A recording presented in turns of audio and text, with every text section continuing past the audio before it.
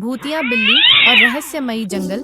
गांव के पास एक घना जंगल था जिसे लोग शापित जंगल कहते थे कि वहां रात के समय अजीब अजीब आवाजें आती थी और जो भी वहां जाता वह डर के मारे वापस नहीं आता।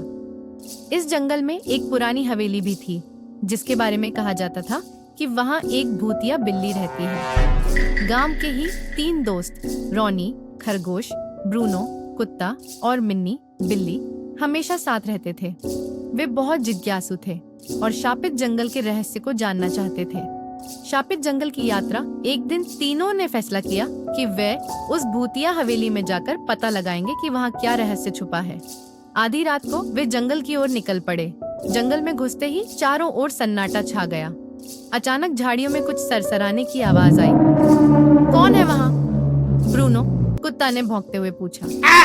कोई जवाब नहीं आया, लेकिन झाड़ियों के पीछे से 2 चमकती लाल आंखें दिखी। रॉनी खरगोश डरकर बोला, शायद हमें वापस लौट जाना चाहिए। मिन्नी बिल्ली हिम्मत करके बोली, हम इतनी दूर आ गए हैं, अब पीछे नहीं हट सकते। भूतिया हवेली में प्रवेश हवेली के दरवाजे अपने आप खुल गए, जैसे किसी ने उनका स्वागत किया हो। अंदर घुसते ही ठंडी हवा का झोंका आया और दरवाजे धड़ाम से बंद हो गए। अचानक एक भयानक म्याऊ की आवाज गूंजी। हवेली के कोने में एक सफेद चमकती हुई बिल्ली दिखाई दी। उसकी आंखें लाल थीं और शरीर से हल्का सा धुआं निकल रहा था। तुम यहाँ क्यों आए हो? भूतिया बिल्ली की आवाज गूंजी। ब्रूनो कुत्ता डरकर पीछे हट गया, लेकिन मिन्नी बिल्ली आगे बढ़ी और बोली, हम सिर्फ जानना चाहते हैं कि तुम कौन हो और यहाँ क्यों रहती हो। भूतिया बिल्ली की कहानी।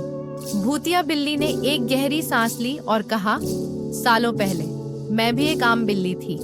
मेरा नाम बेला था। मैं इस हवेली में अपने मालिक के साथ रहती थी, लेकिन एक रात एक शिकारी ने मेरे मालिक को मार दिया और मुझे भी जहर दे दिया। मेरी आत्मा इस जगह से कभी मुक्त नहीं हो पाई। रॉनी खरगोश ने दुखी होकर पूछा, तो तुम हमें नुकसान क्यों पहुंचाना चाहती हो? बेला भूतिया बिल्ली ने सिर झुका लिया, मैं किसी को नुकसान नहीं पहुंचाना चाहती। मैं बस चाहती हूँ कि कोई मेरे मालिक की हत्या का बदला ले और मुझे शांति मिले। खूनी शिकारी का रहस्य। ब्रूनो कुत्ता को अचानक याद आया कि उसने गांव के बुजुर्गों से सुना था कि एक शिकारी इस हवेली में छुपकर रहता है। वह अब भी जंगल में शिकार करता था और कई जानवरों को मार चुका था। हमें उस शिकारी को ढूंढकर सजा दिलानी होगी, मिन्नी बिल्ली बोली। तीनों दोस्त जंगल में उस शिकारी को ढूंढने निकले। थोड़ी देर में ही उन्हें एक झोंपड़ी दिखी जहां एक भयावह आदमी बैठा था। उसके पास कई जानवरों की खालें टंगी थीं। ब्रूनो ने जोर से भौंकना शुरू कर दिया, जिससे गांव वाले वहां इकट्ठा हो गए। सबने मिलकर शिकारी को पकड़ लिया और पुलिस के हवाले कर दिया। आत्मा को मुक्ति। जब तीनों वापस हवेली पहुंचे तो बेला भूतिया बिल्ली मुस्कुरा रही थी। उसकी आंखों की लाल चमक अब सुनहरी रोशनी में बदल गई थी।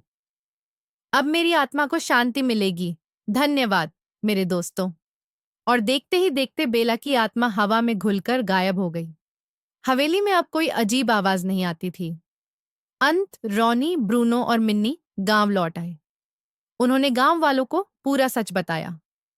अब जंगल को कोई शापित जंगल नहीं कहता था, क्योंकि भूतिया बिल्ली बेला की आत्मा को मुक्ति मिल चुकी थी। लेकिन जब भी रात के समय हवेली की ओर हवा चलती तो ऐसा लगता था जैसे कोई प्यार से कह रहा हो, धन्यवाद दोस्तों।